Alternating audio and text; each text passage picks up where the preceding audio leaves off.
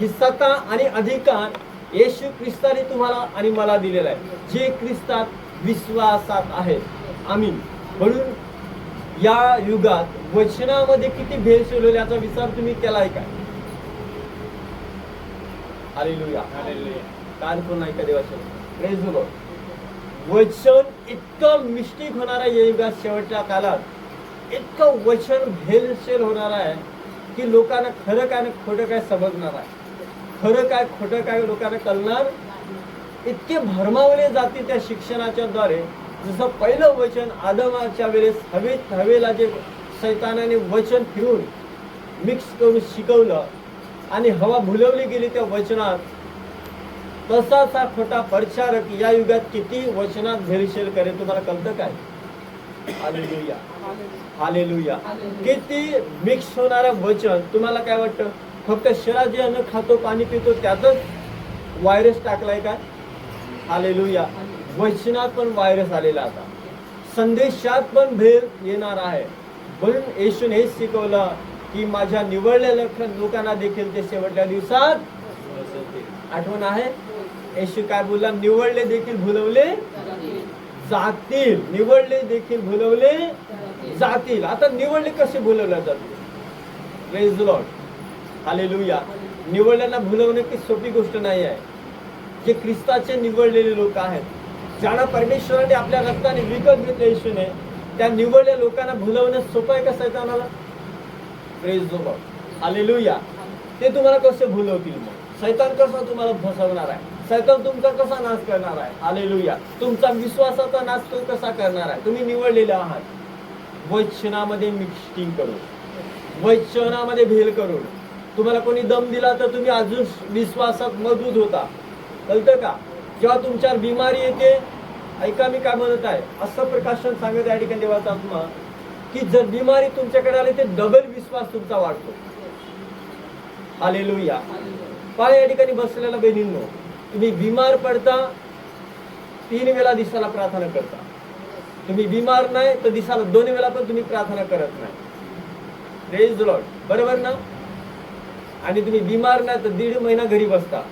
बिमार असला तर दर आठवड्याला येता. हालेलुया. तुमचा विश्वास आणखी स्ट्रॉंग बनतो त्या बिमारीत, आणखीन तुम्ही मजबूत बनता. म्हणून बिमारी तुम्हाला विश्वासापासून भटकवू शकणार नाही. उलट तुम्ही ख्रिस्तात मजबूत होता तुमच्या बिमारीच्या द्वारे. कारण तुम्ही दिवसाला 2-3 वेळा प्रार्थना करता. बिमारात दुःख म्हणून येशू करत राहता अख्खा दिवस. हालेलुया. पण तुम्हाला तुमचा विश्वास भ्रष्ट काय करू शकणार आहे? देवाच्या वचनात केलेले भेलसेल. हालेलुया.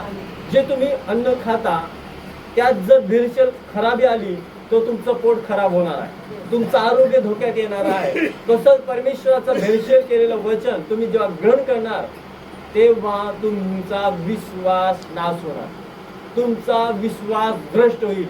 मग तुम्ही सांगाल हे खरं की ते खरं, आमच्या कलिशात शिकवलं जातं ते खरं की ते पास्टर सांगतात ते खरं. आणि तुमच्या भ्रमाचा आत्मा काम करायला सुरुवात करेल आणि तुम्ही कन्फ्यूज व्हाल, भ्रमात जाल आणि तुम्ही टेन्शन मध्ये याल आणि तुमचा विश्वास हळूहळू फिरायला सुरुवात करेल आणि तुम्ही चिंतेत पडाल, तुम्ही भ्रमात राहाल आणि तुमच्याकडे कन्फर्म विश्वास नसेल की मी बरोबर चालतो की मी चुकीचा आहे. आज बरेच विश्वासणारे लोक इथे येऊन टेकलेले आहेत.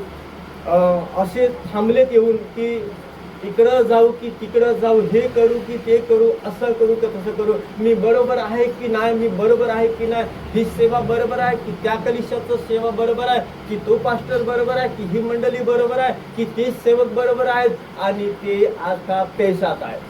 आम्हाला पैशात नाही राहायचं माझ्या प्रियानं. Praise the Lord.